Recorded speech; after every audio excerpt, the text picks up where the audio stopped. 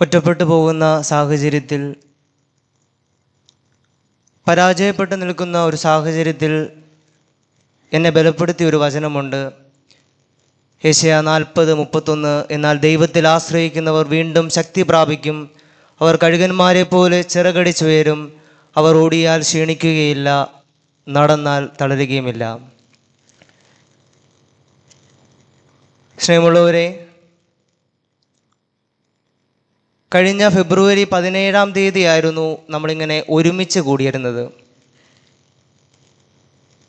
അന്നും ഇതുപോലെ ഞാൻ ഈ സെയിം കാപ്പയിലായിരുന്നു. എൻ്റെ വത്സല മാതാവ് ഈ സെയിം സാരിയിലായിരുന്നു. എൻ്റെ അപ്പനും ഈ സെയിം ഷർട്ടിലായിരുന്നു.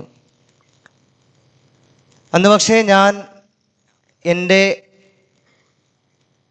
സെമിനാരി ജീവിതമെല്ലാം പൂർത്തിയാക്കി ഫെബ്രുവരി 13 തിരുപ്പട്ടം സ്വീകരിച്ച് 17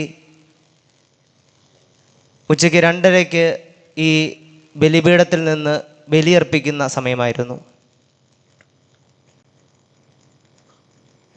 അതുകൊണ്ട് തന്നെയാണ് രാവിലെ പലരും ശവസംസ്കാരം നടത്താമെന്ന് പറഞ്ഞപ്പോഴും എൻ്റെ ഒരു ആഗ്രഹം അതായിരുന്നു, ഉച്ച കഴിഞ്ഞ് വേണം, ഞാൻ പരിശുദ്ധ ബലിയർപ്പിച്ച ആ സമയത്ത് തന്നെ ആകണം എൻ്റെ അമ്മയുടെ മൃതസംസ്കാരം എന്നും. പ്രിയമുള്ളവരെ, അന്ന് ഞാൻ നന്ദി പറഞ്ഞപ്പോൾ അമ്മയ്ക്ക് വേണ്ടി നന്ദി പറഞ്ഞത് ഇങ്ങനായിരുന്നു: സഹനത്തിലൂടെ കൃപ കണ്ടെത്തിയ ഒരു മാതാവായിരുന്നു എൻ്റെ വത്സല മാതാവ് എന്ന് ആയിരുന്നു. വൈറലിൻ്റെയും ട്രെൻഡിങ്ങിൻ്റെയും ഒക്കെ ഒരു കാലമായതുകൊണ്ട് നമ്മുടെ പ്രിയപ്പെട്ട ബദനി മഠത്തിലെ പ്രസൂന സിസ്റ്റർ ആ ഭാഗം കട്ട് ചെയ്ത് സഹനത്തിലൂടെ കൃപ കണ്ടെത്തിയ ഒരു മാതാവിൻ്റെ കാര്യം എന്ന് പറഞ്ഞുകൊണ്ട് സിസ്റ്റർ യൂട്യൂബിൽ ഒരു പോസ്റ്റ് ഇട്ടു. എന്നിരുന്നാലും ഞാൻ എന്തൊക്കെയോ അന്ന് പറഞ്ഞതെന്ന് എനിക്കറിയില്ലായിരുന്നു. പക്ഷേ ഞാൻ വീണ്ടും ആവർത്തിച്ച് പലപ്പോഴും കേൾക്കാറുണ്ട്. ഞാനിപ്പോൾ ശുശ്രൂഷ ചെയ്യുന്ന പട്ടം കത്തീഡ്രലിലെ ഗ്രൂപ്പുകളിലൊക്കെ ഇങ്ങനെ എപ്പോഴും നിരന്തരം ഇങ്ങനെ ഷെയർ ആവുന്നതൊക്കെ ഞാൻ കണ്ടിട്ടുണ്ട്. വീണ്ടും ഇന്നലെ രാത്രി നമ്മുടെ ഒരു അച്ഛൻ എന്നെ വീണ്ടും പ്രസൂന സിസ്റ്റർ കാണിച്ച അല്ലെങ്കിൽ ചെയ്ത ഒരു വീഡിയോ എന്നെ കാണിച്ചു. അതിൻ്റെ ക്യാപ്ഷൻ ഇപ്രകാരമായിരുന്നു: ഞങ്ങളുടെ സഹനപുത്രി വിട വാങ്ങി. പ്രിയമുള്ളവരെ, ഇന്ന് ഈ അൾത്താരയിൽ നിൽക്കുമ്പോൾ എൻ്റെ മാതാവ് ഗാഠനിദ്രയിലായിരിക്കുമ്പോൾ ഞാൻ മനസ്സിലാക്കുന്നു, കഴിഞ്ഞ 52 വർഷം സഹനങ്ങളിലൂടെ കൃപ കണ്ടെത്തിയ ഒരു മാതാവായിരുന്നു എൻ്റെ മാതാവെന്ന് എനിക്ക് കണ്ണടച്ചുകൊണ്ട് പറയുവാൻ വേണ്ടി സാധിക്കും.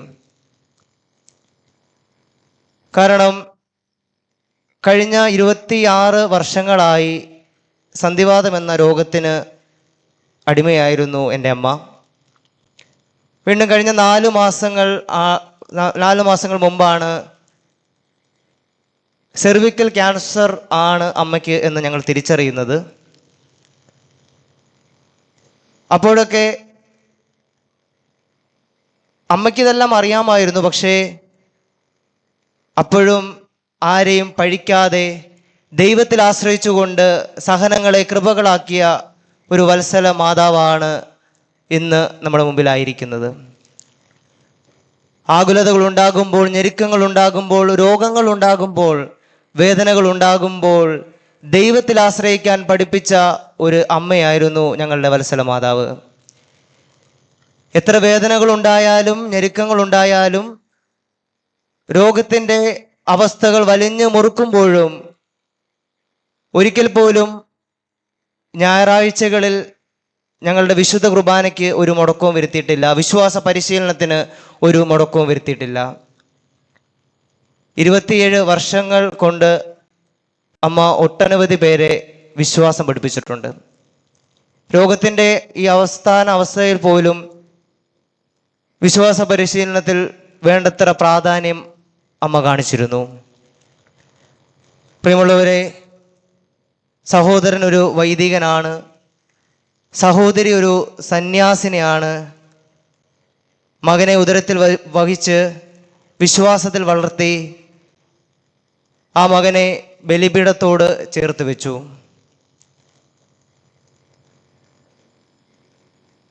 അങ്ങനെ ചെയ്യേണ്ട കാര്യങ്ങളെല്ലാം യഥാക്രമം ചെയ്തുകൊണ്ടാണ് വത്സല മാതാവ് ഈ ലോകത്തോട് വിട പറഞ്ഞിരിക്കുന്നത്.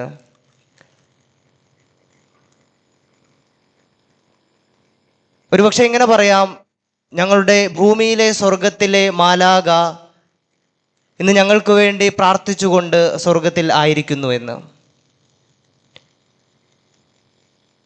ഞങ്ങൾക്കൊക്കെ അറിയാം, ഇനിയൊരു ഭൗതികമായൊരു സാന്നിധ്യം ഞങ്ങളുടെ കുടുംബത്തിൽ അമ്മയുടെ ഉണ്ടാവതില്ല എന്ന് ഞങ്ങൾക്കറിയാം. ഇനിയൊരു ആത്മീയമായ സാന്നിധ്യം മാത്രമാണ് ഞങ്ങളോടൊപ്പമുള്ളത്. ആ ഒരു ആത്മീയ സാന്നിധ്യത്തിൽ ഞങ്ങളെല്ലാം ബലപ്പെടുവാൻ വേണ്ടി നിങ്ങൾ പ്രാർത്ഥിക്കണം. എൻ്റെ പേരിൻ്റെ കാരണഭൂതൻ, ഞാൻ എടുത്തിരിക്കുന്ന വിശുദ്ധൻ എന്ന് പറയുന്നത് നീതിമാനായ ജോബാണ്. വളരെ മനോഹരമായി അഭിമന്യ അലക്സ്യൂസ് പിതാവ് ജോബിൻ്റെ ജീവിതം നമുക്ക് മുമ്പിൽ വരച്ചു കാട്ടി. ഇനിയുള്ള എൻ്റെ പൗരോഹിത്യ ജീവിതത്തിലും ഞങ്ങളുടെ കുടുംബത്തിലെ ഓരോ മക്കളുടെ ജീവിതത്തിലുമൊക്കെ ജോബ് പറഞ്ഞതുപോലെ പ്രാർത്ഥിക്കുവാൻ വേണ്ടി സാധിക്കട്ടെ. ദൈവം തന്നു, ദൈവം എടുത്തു, ദൈവത്തിൻ്റെ നാമം മഹത്വപ്പെടട്ടെ.